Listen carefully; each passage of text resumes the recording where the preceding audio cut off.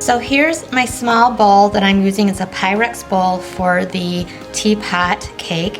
And I did 2 of these. So I baked one yesterday and it's in the freezer, and this is the second one I'm gonna bake.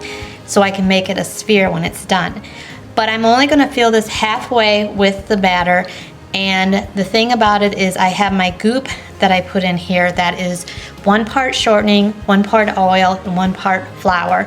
Mix that together, and do not just do butter and flour, because with the glass, you want it a lot more slick rather than doing it like you would do with a pan.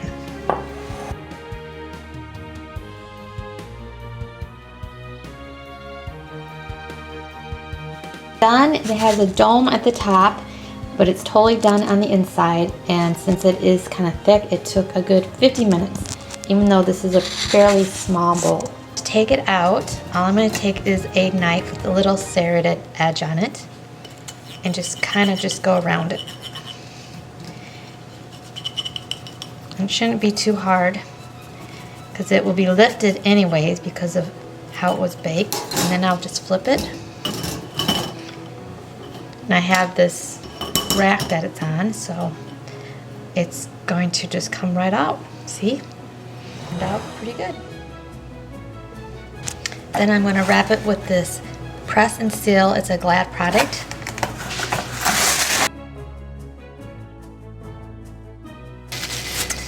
Put it in a plastic bag so the air is out of the bag, and put it in the freezer till I'm ready for it. Hey friends, so the cake I'm going to make to do my teapot cake is actually from this recipe book. Lorelei Carvey's recipe book, Wedding Cakes with Lorelei, Step by Step.